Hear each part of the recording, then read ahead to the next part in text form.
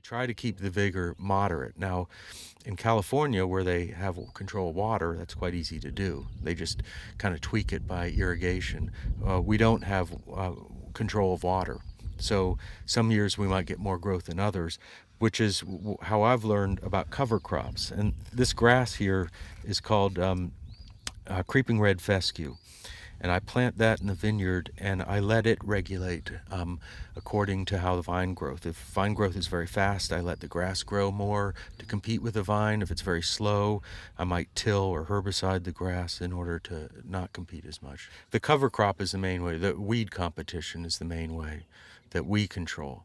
Again, in California, by using water, they can tweak it. And sometimes you can't. And in fact, behind us is a planting of Carmenere. And it's an experimental planting, and it's a very high vigor vine, and I was worried about that. And in fact, my block that's in the clay, I'm using some different pruning techniques because it is starting to get out of control, and I'm not sure I can control it.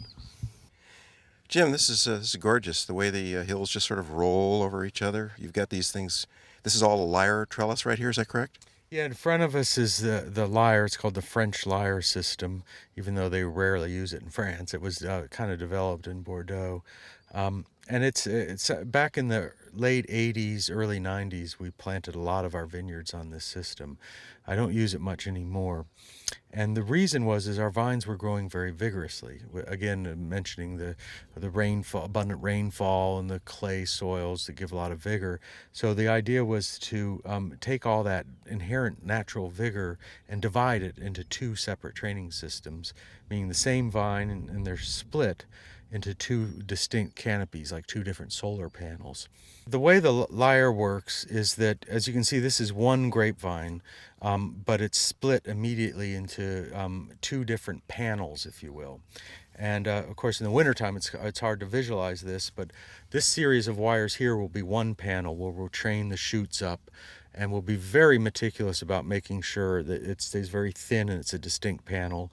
And then we'll do the exact same thing on the other side, making sure that all this area in here is completely free from any leaves so that the sunlight can hit it, the air can move around. Things aren't bunched up because, again, remember, dew and rainfall causes wetness, which causes fungus. So we want a thin canopy, very airy, can dry out quickly after a dew or a rain. With this lyre trellising, is the fruit zone all going to be in the interior, or is it going to be on both sides? No, all the fruit will be right where my hand is, right in this zone here. And the key is, again, uniformity, that all the fruit is in the same place. This is where we'll pull the leaves away to keep air. And we actually, like leaf pulling, for example, is very important to define flavor. This is the west side, and this is Chardonnay. I wouldn't want to pull the leaves from the west side of Chardonnay because you'd have direct sun, you'd have more of a cooked, baked flavor, more caramelized, and you'd lose more acidity. So we would pull it on the east side right away in order to get air, but we'd leave the little, as we call it, the hats on top of them to keep them from getting shaded. But then if the season gets cooler later on, say in early September, and we feel we need, the grapes taste a little green and a lot of concentration of malic acid, we'll go through and pull those leaves. Once the sun gets lower, it's not as intense. I grow all the Bordeaux red varieties, and so that's the region I focus on for reds. And my cellar is mostly Bordeaux's. And I purchase lesser years. I'm not interested in great vintages because great vintages don't teach me anything. So the lesser vintages are where I learn. What did they do where they had trouble? Because we have a lot of trouble here. We don't have great weather. We have weather very similar to them. We have a couple great years a decade and then a lot of mediocre years. What can you do in the mediocre years to make great wine? Because they do that. You said something about looking at these producers that may not have had the same amount of respect, recognition, something like that. Why was that important to you? Well, because look where we are. We're in Virginia. Does Virginia have a lot of respect in the wine world? No.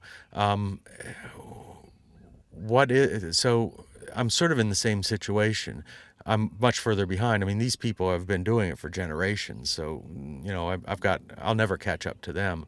But the question is to get inside their head. It's not, how long do you keep it in the barrel and what kind of barrels you use. That's that means nothing. That's the questions you ask is not what you do, but why you do it. What are the reasons? And so, if I can spend some time with a producer and really understand what they feel is important, that gives me much more information, and that's why it's the Vineyard.